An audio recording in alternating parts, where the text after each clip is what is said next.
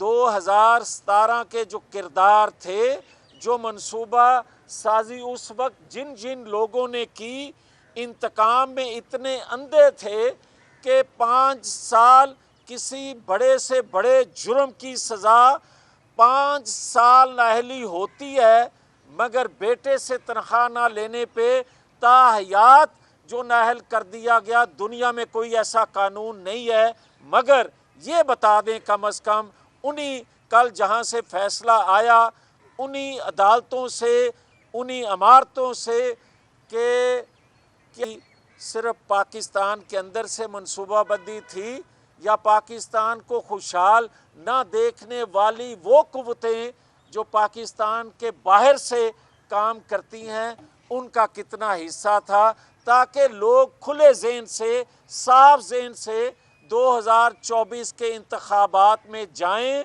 और अपनी पसंद की जमात का चुनाव कर सकें। ये ज़रूर हम कह रहे हैं कि इंशाअल्लाह 8 फरवरी 2024 के इंतखाबात में कोई जनरल फैज़, कोई जनरल बाजवा, कोई जस्टिस साकिब निसार, कोई जस्टिस खोसा, कोई जस्टिस बंदयाल नहीं होगा, बल्कि 25 करोड़ लोग आज़ादाना अपनी अदालत लगाएंगे और अपना बड़ा फैसला नवाज शरीफ के हक में देंगे। बहुत शुक्रिया। मियां साहब आपने आखिर में मियां साहब आपने आखिर में जो बातें की हैं और जिस तरह आपने जो नाम लिए हैं, उससे लग रहा है कि क्या आपका बयानिया, आपकी पार्टी का बयानिया, आपकी तो ज़ात, आप तो उस वक्त ही बात करते थे जब ये तमाम लोग अपने ओहदों पर बैठे थे, क्या आज भी आपका बयानिया ये समझा जाए वो यही है कि जनरल बाजवा समेत जितने भी किरदार थे उनका एहतसाब होना चाहिए?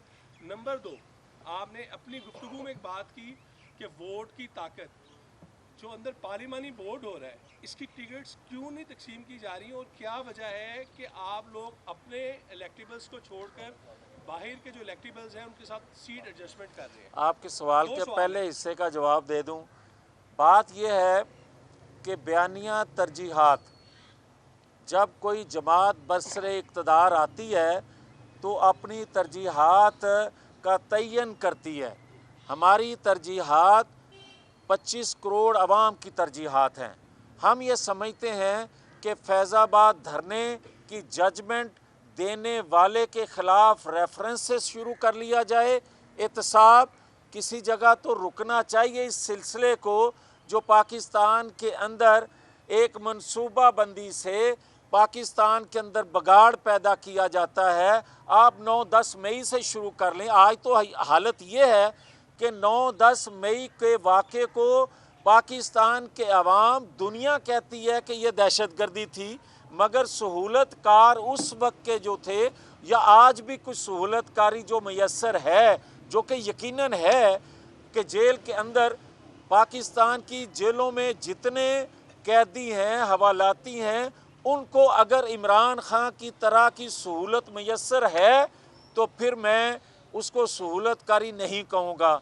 और अगर इमरान खान को जेल के अंदर 8 कमरों की दीवारें गिरा के उसको बड़ा एक हाल दे दिया जाए, उसमें 25 के करीब मेरी इतला के मुताबिक अब मशक्ती हो गए, पहले 10 थे, फिर डॉक्टर 10 की लाइन लगी हुई है, फिर पक्की उम्र की मुर्गियां, देसी मुर्गियां उसको दी जा रही हैं। ये सारा जो सिलसिला है, क्या किसी और कैदी को मैसर है?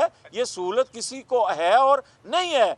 तो इसलिए ये मैं कहूँगा कि ये नाइंसाफ़ी बाकी जेल के कैदियों से नहीं होनी चाहिए। और जहाँ तक आपका ये सवाल है कि अंदर टिकटों की तकसीम जो है इतना देर क्यों लग रही है, वो आपके सवाल का जवाब ही ये है कि हमारी पहली तरजीह ये है कि हम पार्टी के जो वर्कर हैं, पार्टी के जो जानिसार हैं, जिन्होंने पार्टी को बदतरीन हालात में ज़िंदा रखा, जिन्होंने नवाज शरीफ के बयानियों को घर घर पहुंचाया, हमारी तरजीह पहली और आखिरी यही है कि हम उनको टिकट दें ताकि जमात के नज़रिए सोच के हामिल लोग आ सके। और जहाँ तक इलेक्टेबल का या सीट एडजस्टमेंट का तल्लक है, तो 2-3 सीटें चौधरी शुजात साहब के हवाले से ये मैं अर्ज़ करूँगा कि वो तो सीट एडजस्टमेंट के लिए हो सकती हैं, हतमी फैसला फिर भी नवाज शरीफ करेंगे,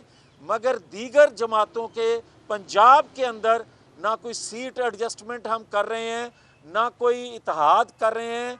वहाँ सिर्फ़ और सिर्फ पंजाब में मुस्लिम लीग नून के प्लेटफार्म से ही इलेक्शन लड़ा जाएगा, कोई सीट एडजस्टमेंट नहीं, कोई इत्तेहाद नहीं। हाँ, दीगर 3 सूबों में ये इत्तेहाद भी हम कर रहे हैं, इलाकाई जमातों से भी, नेशनल जमातों से भी, सीट एडजस्टमेंट भी कर रहे हैं। जवेद साहब, ये जवाब दीजिएगा कि 5 किरदारों की बात की जाए तो पहले आपकी जितनी प्रेस कॉन्फ्रेंसेस थी उसमें आप ये कहते थे ये मेरा पर्सनल राय हो सकती है। क्या अब इस केस के बरी होने के बाद जिनका आपने नाम लिया कि 2 साल कैद भी इसमें काट चुके हैं पार्टी कायद, तो क्या मुस्लिम लीग नून की जो लीगल टीम है इनके खिलाफ हद के इज्जत का दावा करना चाहिए आपको, या करेंगे? आपका प्लान है? हदके या हो या हदके हो, मैं आपको सिर्फ ये कह देता हूँ कि सिर्फ और सिर्फ पाकिस्तान के अंदर पाकिस्तान के अदारे, क्या अदारों के अंदर ख़ुद एहतसाबी का तरीक़ाकार मौजूद नहीं है? और जब ख़ुद एहतसाबी का तरीक़ाकार नहीं अपनाया जाता तो फिर अदारों के ऊपर उंगलियां उठती हैं।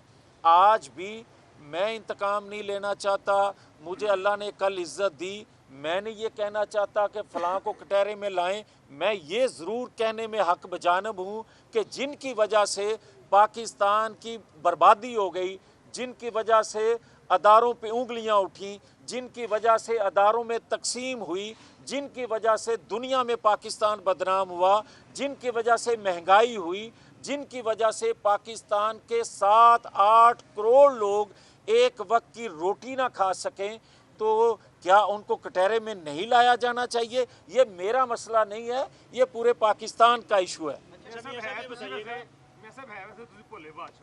मुस्लिम लीग नून पंजाब के तर्जुमान आपके साथ हैं, आप इनकी पॉलिसी को नेगेट कर रहे हैं कि पंजाब में और सीट एडजस्टमेंट नहीं हो रही।